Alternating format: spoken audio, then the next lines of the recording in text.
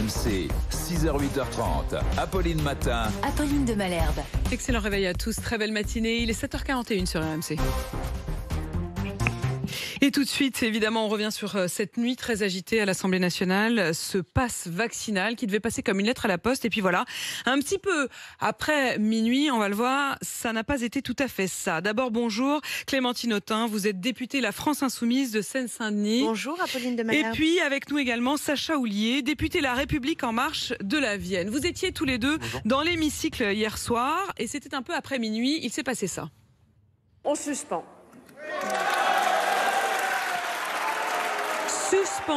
Suspension de séance alors que ce matin aux aurores, le pass vaccinal devait passer. C'est une victoire, Clémentine Autain, pour vous ? C'est un revers pour le gouvernement qui, avec la majorité des députés En Marche à l'Assemblée nationale, depuis 4 ans, passe son temps à accélérer les textes, à s'asseoir sur le processus démocratique et au fond à éviter le débat parlementaire qui se répercute dans la société quand il y a du débat. Or là, vouloir le faire en une nuit, et d'ailleurs c'était impossible, Madame Genevard l'a dit assez tôt, présidente de séance, quand plusieurs députés de mon groupe l'ont interpellé, on dirait écoutez, voilà, si on continue comme ça, demain à 18h, on y est encore. Mais parce qu'il faut du temps. Il faut du temps pour étudier un test qui est un pass vaccinal, qui est une passoire en réalité, qui est une usine à gaz et qui ne permet pas, mais en tout cas, vous estimiez que dans la méthode, la majorité voulait en quelque sorte bâcler ce pass vaccinal à l'Assemblée. Et je voudrais tout de suite que vous puissiez répondre à cela. Sacha Houlié, vous qui êtes député de la majorité, qu'est-ce qui s'est passé ? Vous étiez où ? Ils étaient où vos copains ? D'abord, permettez-moi de vous dire quand même qu'il y a une forme d'indécence totale de la majorité, de la position coalisée, opposition, Rassemblement National, France Insoumise et les Républicains, qui ont organisé un petit coup du rideau, comme s'il n'y avait pas d'urgence, comme si tous les pays de l'Union européenne ne fermaient pas tous leurs établissements, comme s'il n'y avait pas 200 000 cas par jour de contamination au Covid dû au variant Omicron, et que pour eux, l'urgence, pour ces députés d'opposition, l'urgence c'était de remporter le vote pour aller se coucher. Voilà, finalement la priorité de ces députés-là, quand on demande aux hôpitaux de tenir, aux services publics de tenir, quand on demande à toute la société de se mobiliser. Non, l'urgence des députés de l'opposition, c'est d'aller se coucher. Mais pardon, mais ils étaient où vos députés à vous ? Leur urgence, c'était quoi ? C'était d'aller grignoter à la buvette ? Mais ils étaient déjà couchés, donc comme ça le problème était réglé. Madame Apolline de Malherbe, ici, à l'Assemblée, on est mobilisé depuis maintenant 2 ans. Ici, à l'Assemblée, on a fait voter 12 textes. Donc, quand on nous dit qu'il n'y a pas de débat parlementaire, je suis un peu surpris. Et à l'Assemblée, nos députés, ils étaient présents, sauf qu'on a fait ce qu'on appelle un coup du rideau. Et ce qui a créé finalement le coup de spectacle. Alors ce qu'on appelle un coup du rideau, simplement pour que tous ceux qui nous écoutent comprennent bien de quoi il s'agit, c'est au fond qu'une partie des députés de l'opposition se cache littéralement derrière le rideau, c'est-à-dire qu'à l'entrée en fait sur le côté de l'hémicycle pour en fait faire semblant, c'est une sorte de cheval de Troie, faire semblant qu'ils ne sont pas très nombreux et à la dernière minute débouler dans l'hémicycle et montrer qu'en réalité ils sont beaucoup plus nombreux et pouvoir emporter le vote. C'est ce que vous appelez le coup du rideau, simplement pour que tout le monde comprenne bien cette procédure. Clémentine Autain, Sacha Houlié. Oui, d'abord, je suis assez en colère de la façon dont il prend les choses, parce que il n'y avait évidemment pas de volonté d'aller se coucher. Ce sont les macronistes qui visiblement étaient couchés. Notre volonté était qu'il y ait un débat. C'est sérieux ce qui est en train de se passer dans notre pays. C'est extrêmement sérieux cette crise. Or, le gouvernement pense que seules ces méthodes, qui sont des méthodes liberticides, permettent de répondre à la situation. Ce n'est pas le cas. Sacha Houlié.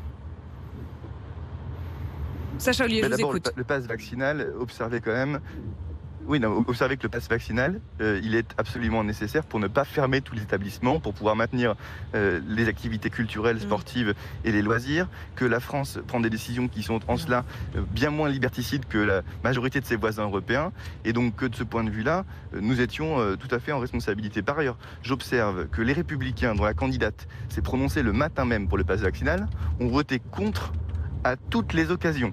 C'est-à-dire pour la suppression des articles, contre les modalités, et là, effectivement, pour suspendre les travaux et donc pour ne pas mettre en œuvre le pass vaccinal.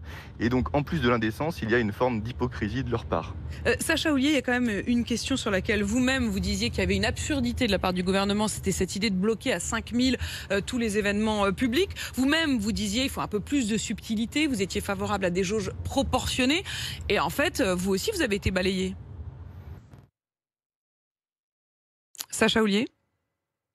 J'aurais aimé que Sacha Houlié puisse répondre sur ce point, mais en effet, je reviens sur juste ce détail-là. Sacha Houlié, il défendait l'idée de jauge proportionnée, tout en étant un député de la majorité, mais son amendement a été retoqué par le reste du groupe. Un mot encore avec vous, évidemment, Clémentine Autain, sur le fond. Vous le disiez, pour vous, c'était bâclé, mais c'était surtout une mesure liberticide. Bien sûr, d'abord c'est absurde et c'est une usine à gaz. Regardez des mesures, on peut prendre un café assis, mais on peut pas le prendre debout. Enfin, c'est truffé de folie, les règles qui sont mises en place dans l'urgence à chaque fois par ce gouvernement. Nous, ce que nous disons, c'est qu'il faut organiser, planifier la réponse et qu'elle ne peut pas être réduite au vaccin, même si le vaccin est un outil essentiel qui nous protège. Et d'ailleurs, il faudrait lever les brevets. Mais Clémentine Autain, là, vous ouvrez plein de tiroirs. Je vous fais plein de tiroirs. Je vous explique qu'il n'y a pas une réponse unique et que les mesures essentielles qui auraient dû être prises n'ont pas été prises. Je vais vous les donner.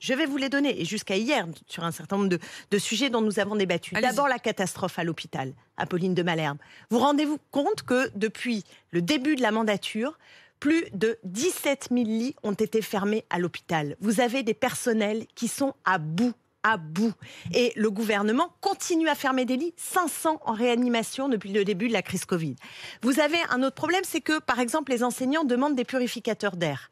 C'est utile d'avoir des purificateurs d'air, notamment dans des salles de classe et parfois certaines qui n'ont pas de fenêtres. Le ministre de l'Éducation a dit qu'il encourageait en effet les établissements. Hier soir, Apolline de Malherbe, nous avons déposé un amendement pour tout simplement favoriser l'installation de purificateurs d'air, rejeté avec le ministre Véran qui nous a quasiment dit que c'était dangereux. Ensuite, nous savons que nous avons besoin de masques efficaces. Vous parlez des masques FFP2 que vous allez d'ailleurs distribuer dans vos meetings, les meetings de la France Insoumise. Là, ici, à 1,50 m, si je n'ai pas de masque et que vous avez le Covid, j'ai 90% de chances de l'attraper. Si j'ai un masque comme celui-ci, j'en ai 30%. Et si j'ai un FFP2, j'en ai 0,04%. Pourquoi le gouvernement ne s'acharne pas je voudrais revenir sur un point quand même, Clémentine. Vous avez parlé d'une usine à gaz. En effet, le côté debout, t'as pas le droit, assis, t'as le droit, dans le train, t'as le droit, si c'est impérieux, mais si c'est pas impérieux, bon.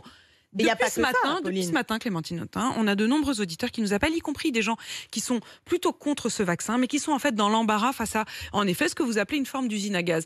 Mais pour certains d'entre eux, ils disent au fond, si c'était obligatoire, les choses seraient claires. Et même ceux qui sont contre le vaccin disent, si c'était obligatoire, eh bien, on irait. Est-ce que, si c'était obligatoire, si plutôt que ce que vous dénoncez comme une usine à gaz, c'était quelque chose de très clair, c'est-à-dire, OK, on fait vacciner tout le monde parce que c'est comme ça que ça fonctionne, vous auriez soutenu le gouvernement? Écoutez, tout ça... Est-ce que vous auriez soutenu le gouvernement? Tout ça est absurde, parce qu'en effet, si l'objectif du gouvernement est que tout le monde se vaccine, autant faire un vaccin obligatoire. Et ça, vous y seriez favorable? Surveiller chacun, d'autant que ça ne fonctionne pas. J'ai eu le Covid avant Noël.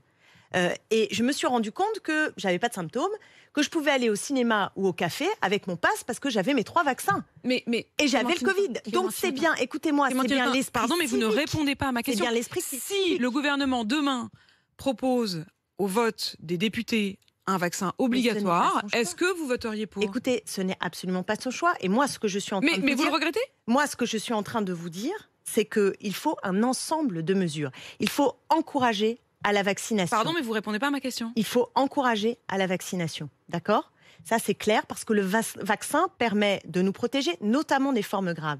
Mais ça ne suffit pas, puisque même je dis pas que ça suffit. J'ai 3 doses. Pas ça suffit. Et je vous pose simplement la question.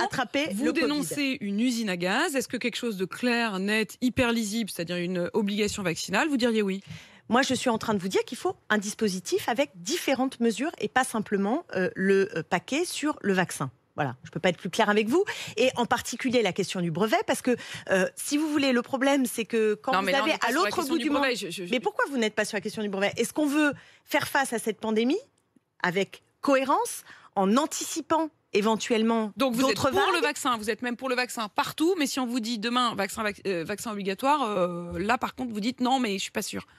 C'est parce que je suis en train de vous dire. Je suis en train de vous dire que le gouvernement, aujourd'hui, ne nous propose pas de vaccin obligatoire. Il nous propose un système qui est en train de laminer nos libertés publiques et d'instaurer une surveillance généralisée qui n'est pas efficace. Parce que ce pass est une passoire. Une passoire et liberticide. Et que pour répondre efficacement à la pandémie. Nous avons besoin de nous organiser en prenant des mesures qui ne concernent pas seulement la vaccination. Je peux quand même pas être plus claire là. Sacha Houlié, vous êtes revenu avec nous, Oui. vous êtes par téléphone. Sacha Houlié, vous qui êtes justement député de la majorité, l'échéance normalement c'est le 15 janvier. Est-ce que le 15 janvier, vous pouvez nous affirmer ce matin que le pass vaccinal sera bien entré en vigueur et qu'il sera bien obligatoire ?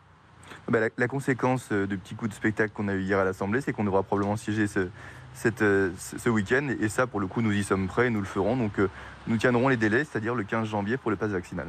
Vous êtes prêt à remettre ce pass vaccinal dans l'hémicycle ce week-end ? Ce n'est pas remettre, c'est poursuivre l'examen du texte dès qu'on aura une heure utile. Et ces heures utiles, nous les trouverons dès que nous pourrons, c'est-à-dire dès ce soir ou peut-être même dès ce week-end.